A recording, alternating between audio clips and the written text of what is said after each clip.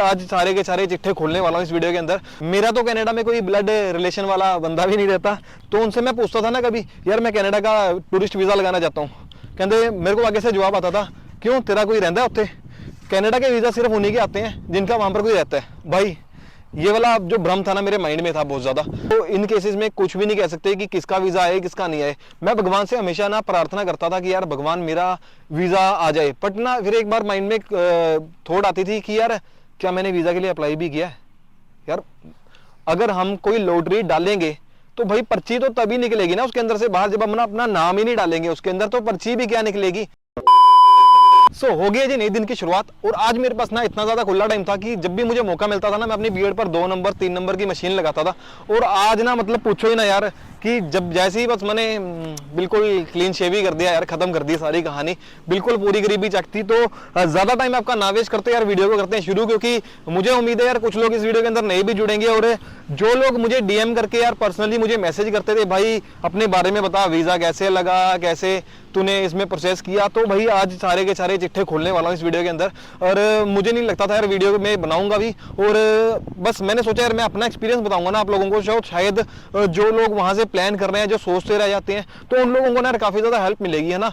तो जब मैं वहां पर इंडिया में था ना, तो मैं जब रिसर्च करता था, स्टडी करता था कि यार कनाडा का वीजा कैसे लगवाया जाए, तो उसमें मैं क्या करता था कि यार मैं देखता था कि जब भी मैं किसी कंसल्टेंट के पास जाता था, है ना, जो वीजा लगाते हैं, तो उनके पास जाता था, उनसे पूछता था कि आपने क्या, जो मेरे जैसा बंदा है जो जिसकी उम्र यार 30 साल है, 28 साल है, 25 साल है, क्या आपने उसका कभी वीजा लगवाया है?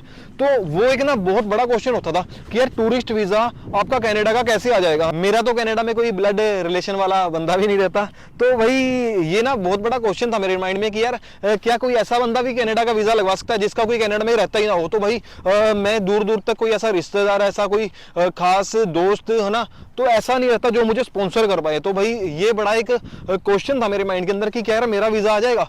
तो उसके बारे में ना काफी रिसर्च करता था, तो वो मुझे ना वीजा लाके दिखाते थे, ये देखो जी ये हमने इनका वीजा ग्रांट किया है। वो ना उनके वीजा पासपोर्ट नहीं वापस करते, जिन लोगों का वीजा ग्रांट कर देते हैं ना उनके पासपोर्ट नहीं वापस करते। वो कहते जब आपने जाना होगा ना तब पासपोर्ट ले जाना, टिल देन वो सबको ऐसे दिखाते हैं, ये देखो जी हमने ये वीजा ग्रांट किया था। तो वैसे ना वो दिखा दिखा के एक एडवर्टाइजमेंट करते हैं। तो उस केस में ना कुछ लोग तो जिन्होंने पैसे ऐंठने होते हैं वो तो कह देते हैं यार भाई आपका वीजा आ जाएगा, फाइल लगाओ।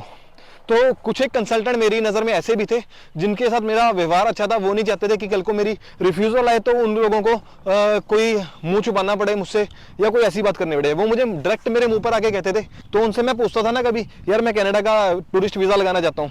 कहते मेरे को आगे से जवाब आता था, क्यों तेरा कोई रहता है उत्थे? कनाडा के वीज़ा सिर्फ उन्हीं के आते हैं जिनका वहाँ पर कोई रहता है। भाई ये वाला जो भ्रम था ना मेरे माइंड में था बहुत ज्यादा। और ये आज की वीडियो थोड़ी सी लंबी हो जाएगी, पूरी की पूरी आपको डिटेल में बताने वाला हूँ। तो डिटेल के लिए ना मेरे साथ आप आके बैठ जाओ और मैं आपको बड़े आराम से एक एक चीज करके बड़े प्यार से समझाता हूँ और आपके सारे के सारे डाउट क्लियर हो जाएंगे। तो यार सारी की सारी आपको इंफॉर्मेशन इस वीडियो के अंदर देने वाला हूँ। मैंने सोचा यार आराम से बैठ के ना बिल्कुल तसल्ली से आपको एक एक चीज समझाता हूँ। भाई क्या बात थी कि मुझे तो ऐसे ऐसे जवाब सुनने को मिलते थे, तो मैं इस चीज में ना स्टडी करता रहता था कि यार कैसे अपना कनाडा का वीजा अप्लाई करूं, क्योंकि मेरे माइंड में था यार, मेरे माइंड में तो यार खैर दुनिया घूमने के सपने हैं। तो एक बार मैंने सपने सजा लिए थे, मुझे नहीं पता था मैं उनको पूरा करने निकलूंगा या नहीं निकलूंगा। अभी तो यार मुझे कनाडा भी काफी हद तक एक्सप्लोर करना है, बट यार कुछ चीजें हैं जो मैं सोचता हूँ कि ना यार टाइम टू टाइम जो चीजें कंप्लीट हो जाए, जो मेरी पेंडिंग चीजें हैं उसके बारे में ना आपको यार कभी वीडियो में कभी धीरे धीरे पता लगता ही जाएगा। जैसे जैसे मेरा कोई काम बनता है तो मैं यार बता ही देता हूँ वीडियो में। तो अब मैं आपको बताता हूँ, अगर आप मैं ना इसमें क्या बताने वाला हूं आपको इस वीडियो के अंदर कि यार मेरी प्रोफाइल के से आप ना कंपेयर कर लेना कि ये डॉक्यूमेंट जो डॉक्यूमेंट्स मैं आपको बताने वाला हूं इस वीडियो के अंदर, क्या इस तरह से आपने अपनी प्लानिंग कर रखी है। अगर आपने उस तरह से अपनी प्लानिंग कर रखी है ना, उस तरह से आपने अपने सारे डॉक्यूमेंट रेडी किए हुए हैं, तो भाई आज के आज अपना वीजा फाइल कर दो। देखो वीजा आना या ना आना किसी के हाथ में नहीं होता, चाहे वो बड़े से बड़ा कंसल्टेंट है, चाहे मतलब वो कोई भी। अगर कोई कहता है ना कि आपका 100% वीजा है, तो भाई वो तो 100% फेक है। तो वैसे तो उसके पीछे तो लगना ही मत। देखो इन केसेस में कुछ भी नहीं कह सकते कि किसका वीजा आए किसका नहीं आए। मैं भगवान से हमेशा ना प्रार्थना करता था कि यार भगवान मेरा वीजा आ जाए, बट ना फिर एक बार माइंड में थॉट आती थी कि यार क्या मैंने वीजा के लिए अप्लाई भी किया है? यार अगर हम कोई लॉटरी डालेंगे तो भाई पर्ची तो तभी निकलेगी ना उसके अंदर से बाहर, जब हम अपना नाम ही नहीं डालेंगे उसके अंदर, तो पर्ची भी क्या निकलेगी। हम ऐसे अरदासें करते रहेंगे भाई जिंदगी सेट हो जाए, ये हो जाए, वो हो जाए, जब तक हम अपना ट्राई नहीं करेंगे, है ना, तब तक कुछ भी नहीं बनेगा। तो भाई ट्राई करना बहुत जरूरी है। तो ट्राई के लिए आप मेरे डॉक्यूमेंट सुन लो और पूरी की पूरी डिटेल सुन लो। आ जाओ मेरे साथ।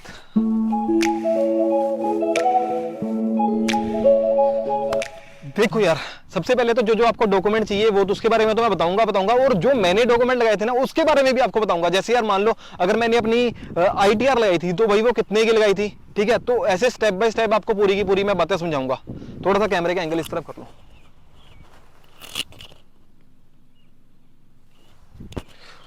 और हवा भी चल रही है तो फोन गिरने का डर है, तो मैंने अभी डायरेक्शन चेंज की थी, तो आपके लिए भी थोड़ा बैकग्राउंड चेंज हो गया। देखो, सबसे पहले आपको चाहिए पासपोर्ट, बट पासपोर्ट इस कंट्री के लिए सिर्फ अकेला पासपोर्ट सफिशिएंट नहीं है, उसके अंदर आपके जो 2-3 कंट्री के ठप्पे भाई लगे होने चाहिए। मैं आपको यार साफ साफ शब्दों में बात बता देता हूं, क्योंकि मैं अपने एक्सपीरियंस के साथ ये बात बता रहा हूं। फ्रेश पासपोर्ट के अंदर जो वीजा आने के चांसेस होते हैं वो होते हैं, बट उसमें उस केस में क्या रहता है, उस केस में आप ये कह सकते हो भाई ये वीजा सिर्फ उन्हीं का आता है जिनका यहाँ पे कोई ना कोई रहता है, जिनका कोई ब्लड रिलेशन यहाँ पे रहता है। तो उस केस में उन फ्रेश पासपोर्ट के जो फ्रेश पासपोर्ट पे जो वीजास मोस्टली 99% उन्हीं लोगों के आते हैं जिनका यहाँ पर कोई ना कोई रहता है। और उसके बाद अगर आपकी यार आपने कोई ना कोई कंट्री ट्रैवल की है, मान लो आपने सिंगापुर ट्रैवल किया, पताया, थाईलैंड, दुबई और इंडोनेशिया, ऐसी मतलब काफी कंट्रीज हैं जो इंडिया के सराउंडिंग आपने कंट्रीज हैं, आपने 2-4 अगर कंट्रीज को ट्रैवल किया हुआ है तो यार आपके पास तो अच्छा मौका है, आप तो ट्राई कर सकते हो, आप तो कनाडा का वीजा ले सकते हो आराम से। क्योंकि मैं आपको बताता हूँ यार, मेरे पास मात्र 2 कंट्री के विजिटर वीजा ऑलरेडी थे जो कि सिर्फ लिमिटेड टाइम के होते हैं। मतलब दुबई का वीजा था मेरा 60 डेज का था, और इंडोनेशिया का ऑन अराइवल वीजा था। तो इससे पहले मैं 2 बार इंटरनेशनल ट्रैवल कर चुका हूं, जो कि मैं इंडोनेशिया में अपने 4 दिन लगाकर आया था, और उसके बाद दुबई में मैं 12 दिन लगाकर आया था। तो उस मेरी ट्रैवल हिस्ट्री ने मुझे कहीं ना कहीं पे सपोर्ट किया। सबसे पहले तो आपने ट्रैवल हिस्ट्री के बारे में देख ही लिया कि ट्रैवल हिस्ट्री कितनी जरूरी है। मैंने भी ऑलरेडी 2 बार इंटरनेशनल ट्रैवल किया था, इसके बाद ही मुझे कनाडा का टूरिस्ट वीजा ग्रांट हुआ है। तो कहीं ना कहीं पे ये डॉक्यूमेंट ना सपोर्टिव डॉक्यूमेंट रहते हैं। तो उसके बाद बात करते हैं अकाउंट डिटेल की। अकाउंट डिटेल के अंदर यार हम बात करते हैं कि आपके पास अगर सफिशिएंट फंड है तभी तो आप यहाँ पर सर्वाइव कर पाएंगे। कनाडा के अंदर आकर यहाँ पर तो यार वर्क परमिट, स्टूडेंट, PR, इन लोगों को भी सर्वाइव करने के लिए यहाँ पर काम करना पड़ता है। बट एक टूरिस्ट तो तब तक काम नहीं कर सकता जब तक उसके पास वर्क राइट्स ना हो, और वर्क राइट के लिए आपको LMIA लेनी पड़ती है। तो LMIA के बारे में भी किसी और वीडियो में बात करेंगे। बट आज मैं आपको बताता हूँ अकाउंट के अंदर जो आपके जो सफिशिएंट फंड है वो कितने होने चाहिए। देखो यार, 5 लाख, 6 लाख, 7 लाख से अबव जितना भी अगर आपके पास फंड है ना, तो यार बेझिझक आप अपनी फाइलिंग कर सकते हैं। तो देखो, चाहे अब आपका पैसा सेविंग में पड़ा है, चाहे वो पैसा आपका FD में पड़ा है, चाहे वो पैसा आपका म्यूचुअल फंड में पड़ा है, तो यार मैं आपको बताता हूं ये पैसा होना ही अकेला काफी नहीं है। इसके साथ आपकी लगती है अकाउंट स्टेटमेंट। ये तो है देखो, बैंक सर्टिफिकेट होता है। अगर आपके पास इतना फंड है ना तभी आप फाइल लगाने के बारे में सोचें, अदरवाइज देखो रिएक्शन के चांसेस ज्यादा हो जाते हैं। देखो, आने वालों के 2 लाख में भी वीजा आते हैं, और ना आने वालों के यार 20-20 लाख में भी वीजा नहीं आते। बट एक मैं आपको एवरेज से बता रहा हूं कि यार मैंने अपने अकाउंट के अंदर कितना फंड रखा था। भाई मेरे अकाउंट के अंदर 9 लाख रुपया था उस टाइम, जिस टाइम मैंने अपनी फाइल लगाई थी। तो मैं आपको बता रहा हूं कि मैं अपने डॉक्यूमेंट भी आपको साथ के साथ बता रहा हूं, और क्या क्या ये मेजर डॉक्यूमेंट है भाई जो आपको चाहिए ही चाहिए। देखो, छोटा मोटा डॉक्यूमेंट अगर मैं मिस भी कर दूंगा तो कर दूंगा, बट जो मेजर है ना, जो बड़ी बड़ी चीजें हैं, वो मैं इस वीडियो के अंदर मिस नहीं करूंगा। तो भाई तीसरे नंबर की जो बात आ रही है ना, वो बड़ी खतरनाक आ रही है। देखो, अकाउंट स्टेटमेंट, इस बात के अंदर ना बहुत लोग मार खाते हैं। चलो चलते हैं, बताता हूं आपको। तो भाई बात आ गई है अकाउंट स्टेटमेंट की। अकाउंट स्टेटमेंट के अंदर ये आपसे आपकी 4 महीने की स्टेटमेंट मांगते हैं। तो भाई मैंने यहां पर दी थी 6 महीने की स्टेटमेंट। देखो, 6 महीने की स्टेटमेंट मैंने इसलिए दी थी क्योंकि भाई मेरी जो स्टेटमेंट थी ना, वो 6 महीने से बड़ी बिंदास चल रही थी, बढ़िया चल रही थी। और मैं नहीं कहता यार वो भाई जेन्युइन थी। देखो, सीधी सी बात है, छाती ठोक के कह रहा हूं, वो जेन्युइन नहीं थी, क्योंकि वो इस तरह से जेन्युइन नहीं थी, क्योंकि मैं अपने जो खर्चे थे मैंने उसमें से रिड्यूस कर दिए थे, और मैं अपना कैश में ज्यादा खर्चा करता था। क्योंकि भाई जब मैं अपनी सेविंग नहीं दिखाऊंगा, जब मैं अपने पास पैसा नहीं दिखाऊंगा, तब मुझे कौन वीजा दे देगा। देखो यार, इंटरनेशनल ट्रिप करना है, चाहे मैं यहाँ पर 1-1 रुपया बचाकर, देखो दाढ़ी भी घर पे खुद काटनी पड़ती है, यहाँ पर 20-20 डॉलर खर्चने पड़ते हैं। अगर आपको बीएड करवानी है, बाल कटवाने हैं, तो भाई मैं तो बड़े यहाँ पर पैसे बचा सकते हैं। बट वहां पे अगर आपने इंडिया में पैसे बचा लिए ना, तभी आप यहाँ पर आके पैसे बचाने का जो सपना भी पूरा कर सकते हैं। तो वहां पर पैसे अलग से खर्चता था। देखो, अपने अकाउंट से सिर्फ वही खर्चा करता था मैं, लाइक पेट्रोल भरवा लिया, राशन भरवा लिया, छोटे मोटे जो खर्चे मैं अपने बेसिक खर्चे करता था। और मैं अपने अकाउंट के अंदर हर महीने 55,000 रुपए ट्रांसफर करता था। तो आगे बात समझ में, 55,000 रुपए मैं अपने अकाउंट के अंदर हर महीने ट्रांसफर करता था। और एक मैं अपनी प्रॉपर स्टेटमेंट बना रहा था। पिछले 6 महीने से लगातार मेरा ये प्रोसीजर चल रहा था। मैं अपने करंट अकाउंट से सेविंग अकाउंट के अंदर एक पर्टिकुलर पेमेंट को जो ट्रांसफर करता था, जो मेरी एक सैलरी थी, तो मैं एज ए अपने आप को सैलरी देखा था। वैसे तो मैं सेल्फ एम्प्लॉयड हूँ और मेरा खुद का बिजनेस है, और बिजनेस के जो डॉक्यूमेंट है उसकी भी आगे बात करेंगे। तो मैं आपको बताता हूँ, और इसमें क्या, मैं अपने जो अपना खर्चा करता था वो मैं करता था भाई 30 से 35%। मतलब जो मेरा खर्चा होता था वो मात्र 15 से 20 हजार रुपये मेरा खर्चा होता था। बाकी के बाकी जो जितने भी पैसे थे वो मैं बचा लेता था, और वो मेरे वो मेरे पैसे जुड़ रहे थे। तो जैसे मान लो अगर 6 महीने पहले मैंने एक बल्क पेमेंट जमा करवाई है, मान लो वो 4 लाख है, 3 लाख है या 2 लाख है, उसका कोई रिकॉर्ड नहीं है, क्योंकि वो तो पीछे चलेगी ना, उसका तो किसी ने रिकॉर्ड ही नहीं मांगा। मैंने जो अपनी स्टेटमेंट दी थी ना, वो दी थी 6 महीने की। उससे पहले की स्टेटमेंट कुछ ज्यादा अच्छी नहीं थी ना, क्योंकि मैंने जो अपनी स्टेटमेंट है ना पिछले 6 महीने से ही मेंटेन करनी स्टार्ट कर रखी थी। तो स्टेटमेंट को मेंटेन करना भी ना बहुत ज्यादा जरूरी होता है। आपके अकाउंट में पर्टिकुलर एक पेमेंट आनी चाहिए। मान लो चाहे आप सेल्फ एम्प्लॉयड हैं, चाहे फिर आप किसी कंपनी में जॉब करते हैं, अगर आपकी अच्छी सैलरी है तो उसके बाद यार बात करते हैं आईटीआर की। अगर आप आईटीआर भरते हैं और अगर आपकी आईटीआर 6 लाख 7 लाख 8 लाख से ऊपर है तो भाई ये वेल एंड गुड है। मैं अपने केस में बताता हूँ भाई, मेरी जो आईटीआर है वो सिर्फ 6 लाख की थी, और इससे पहले इस बार की मैंने आईटीआर भरी थी, जो लास्ट मैंने आईटीआर भर के आया था, उसमें मैंने कोई भी टैक्स नहीं भरा था, वो मैंने नील भरवा दी थी, मैंने अपने खर्चे वगैरह शो कर दिए थे। But last to last year जो मैंने अपनी आईटीआर भरी थी उस केस में मैंने अपना 17,000 टैक्स भरा था, है ना। तो उसको भरने का रीजन यही था कि मुझे कहीं ना कहीं पे ट्रैवल करना पड़ सकता है। तो जब मैं अपनी कंट्री में, होम कंट्री में टैक्स नहीं भरूंगा तो उनको लगेगा ये वहां पर भी टैक्स चोरी करता है, तो इसका अच्छा किरदार नहीं है ना। तो मतलब कहीं से भी जजमेंट हो सकती है, देखो। बट एक आईटीआर, अच्छी आईटीआर होना भी ना बहुत ज्यादा जरूरी है। अगर आप 8 लाख 9 लाख की आईटीआर भरते हैं तो यार जेन्युइन सी बात है कि यार आप टैक्स भी भरते होंगे, है ना। तो टैक्स तो देखो है ही है। बाकी आने वाले टाइम में तो यार 7 लाख तक हमें वैसी रिबेट मिलने वाली है, तो वो तो रही बाद की बात। तो तब तो देखो अपने आईटीआर को बढ़ा ही लेना है, बट अभी से भी आप अपनी आईटीआर को थोड़ा थोड़ा बढ़ा सकते हैं। बेशक थोड़े खर्चे दिखा दो, बट एक आईटीआर सॉलिड होना भी ना बहुत बढ़िया सपोर्टिव डॉक्यूमेंट रहता है। तो बात करते हैं, अगर आप सेल्फ एम्प्लॉयड हैं तो उसमें आप बिजनेस के कौन से डॉक्यूमेंट लगाएंगे, है ना। अगर आप सेल्फ एम्प्लॉयड हैं तो उसमें यार आपको एमएसएमई लगा सकते हैं, आप अपना जीएसटी लगा सकते हैं, आप अपनी शॉप का लेटर हेड लगा सकते हैं, अपनी शॉप का विजिटिंग कार्ड लगा सकते हैं। मैंने अपने केस के अंदर भाई एमएसएमई, विजिटिंग कार्ड, जीएसटी, तीनों की तीनों चीजें लगाई थी, और लेटर हेड भी लगाया था। मतलब चारों की चारों चीजें लगाई थी। मतलब मैंने जो जो चीजें मेरे पास ऑलरेडी थी, देखो एमएसएमई तो ऐसे ही बन जाता है नॉर्मली, जीएसटी के लिए आपको थोड़ा सा खर्चा करना पड़ता है। तो जीएसटी में पिछले 6-7 महीने से बैक टू बैक भर ही रहा था। 6-7 महीने से तो फजूल में भर रहा था। उससे पहले मैं जीएसटी के बेस पे थोड़ा कोई काम कर रहा था, किसी कंपनी के साथ टाई अप था मेरा, तो उस कंपनी के साथ मैं काम करता था। बट जीएसटी मैं फ्री फंड में भर रहा था पिछले 6 महीने से। तो ये देख लो आपकी जीएसटी का भी मैंने, और जीएसटी का कोई मैंने खास ऐसा प्रूफ नहीं लगाया कि मैं इतना फंड भरता हूँ इतना नहीं भरता हूँ, सिर्फ मैंने अपना जीएसटी नंबर प्रोवाइड किया था, उससे ज्यादा कुछ नहीं। बट वो मैं भरता था कि यार कल को कोई प्रॉब्लम ना आ जाए।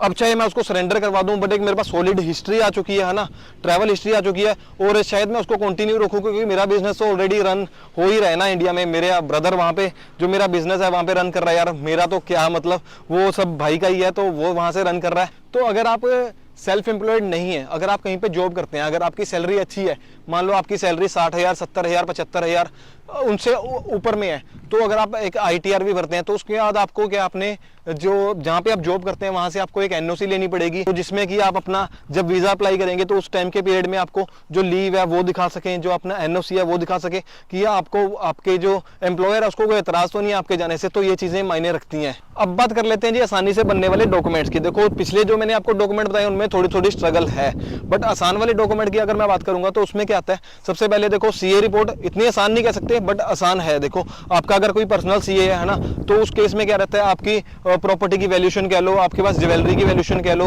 और आपके पास जो फंड पड़ा है, कैश इन हैंड पड़ा है, तो वो सब की जो डिटेल है ना, वो जो हमारे सीए होते हैं इंडिया के अंदर, देखो बिल्कुल अनजेन्युइन मत बनाओ, पर एक जेन्युइन सा बना लो कि यार आपके पास इतना फंड पड़ा है ना। तो मेरे केस में अगर बात करेंगे तो भाई मैंने अपनी जो प्रॉपर्टी है, जो अपना शॉप्स हैं, जो इन सबका बनाया था ना, तो और मैं आपको बता दूं मेरे नाम पे सिर्फ इंडिया के अंदर सिर्फ शॉप है मेरी, और उसके अलावा मेरे पास मेरे फादर साहब की शॉप है, और मेरे ब्रदर का घर है, और मेरे पिताजी का घर है।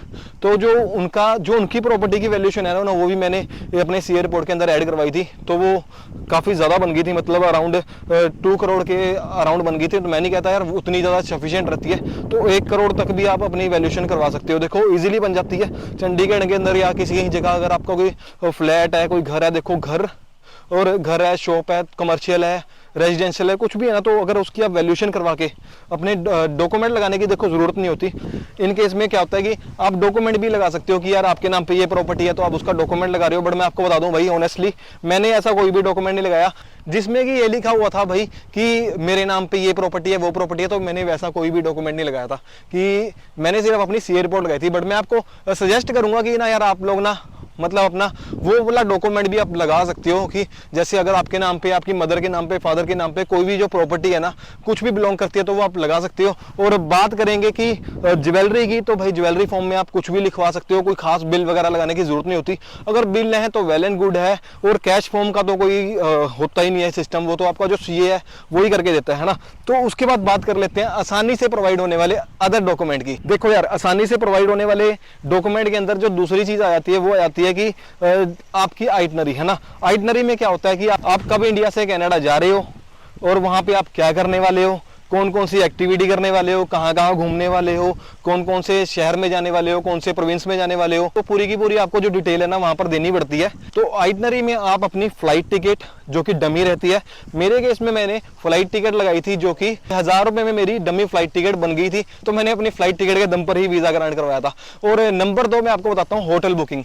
होटल बुकिंग में क्या रहता है, देखो मैं आपको ना बड़ी दिलचस्प सी बात बताता हूँ कि जब मैंने होटल बुकिंग करवाई थी ना, तो होटल बुकिंग तो देखो चाहिए होती है, उसको नोट डाउन कर ही लो आप। बट जब मैंने अपनी होटल बुकिंग करवाई थी ना, उस केस में क्या था कि जब मैंने अपना कवर लेटर रेडी की थी, तो उसमें मैंने लिखा था ना कि मैं यहाँ पर कनाडा में जुलाई में आऊँगा। बट मैं तो यहाँ पर जून में आ गया। तो मैंने जो अपना जो टिकट थी ना, होटल बुकिंग थी, वो मैंने अपना जुलाई की करवाई थी। तो जैसे ही मेरा वीजा ग्रांट हुआ तो मैंने वो होटल बुकिंग कैंसिल कर दी थी। तो वो कोई दिक्कत नहीं रहती, होटल बुकिंग को आप बाद में कैंसिल भी कर सकते हो। बट जब मेरे पास वीजा आया और मैंने ओरिजिनल फ्लाइट टिकट करवाई, उसके बाद मैंने अपनी एक जेन्युइन होटल बुकिंग भी करवाई थी। होटल बुकिंग का आपको एक और तरीका भी बता देता हूँ होटल बुकिंग के चार्जेस से बचने के लिए। देखो अगर आपको यहाँ पे कोई रखने वाला है या आप यहाँ पर आके कोई रूम रेंट लेना चाहते हैं, देखो यहाँ पर कोई इजीली ना ऐसे एग्रीमेंट वगैरह साइन करके नहीं देता। तो उसके लिए ना बेटर रहता है कि आप होटल बुकिंग करवा लो। देखो पूछता कोई नहीं है, बट अगर किसी ने पूछ लिया तो भाई प्रॉब्लम हो जाएगी। क्योंकि इमिग्रेशन ऑफिसर आपसे कुछ भी पूछ सकता है कि भाई आप कनाडा में जा रहे हैं तो आप रहेंगे कहाँ पर, है ना। देखो अगर सवाल आ गया तो जवाब देना पड़ेगा, अगर जवाब नहीं है तो दिक्कत हो जाएगी। तो ऐसा मौका ही ना आपके पास रहे कि आपको दिक्कत हो जाए, है ना। तो होटल बुकिंग मैंने करवा ली थी, बट मैंने अपने यहाँ पर लैंड करते ही ना अपनी होटल बुकिंग को कैंसिल कर दिया था, जिसके मुझे 1 डे के चार्जेस पड़े थे भाई, 1 डे के चार्जेस पड़े थे। बट उसके लिए भी ना लोग काफ़ी जुगाड़ कर लेते हैं, खराब क्रेडिट कार्ड की डिटेल डाल लेते हैं, जिस कार्ड में पैसे ही नहीं होते उसकी डिटेल डाल लेते हैं। तो कई बार वो एक्सेप्ट हो जाता है, पहले वो एक्सेप्ट कर लेते हैं, बाद में वो जब पेमेंट उन्होंने डिडक्ट करनी होती है, क्योंकि जो पेमेंट है ना हमारी वो तब डिडक्ट होती है जब हम वहाँ पर मतलब 24 घंटे या 48 घंटे पहले वो हमारी पेमेंट काटते हैं। तो उससे पहले वो पेमेंट भी नहीं काटते, सिर्फ आपका जो क्रेडिट कार्ड है उसकी डिटेल लेके रख लेते हैं। तो कई लोग क्या करते हैं ना कि अपना क्रेडिट कार्ड बंद करवा देते हैं, मतलब कुछ फ्रॉड टाइप कर लेते हैं।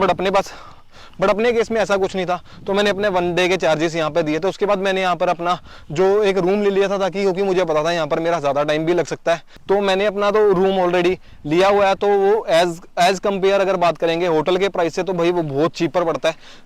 और यहाँ के जो रूम है उनके प्राइस की भी बात कभी किसी और वीडियो में कर लेंगे। तो आसानी से प्रोवाइड होने वाला डॉक्यूमेंट है ना, तो वो ये है कि आप अपना होटल बुकिंग और आइटनरी और जो फ्लाइट टिकट, जो डमी टिकट भी आप करवा सकते हैं, तो उसमें कोई प्रॉब्लम नहीं होती है।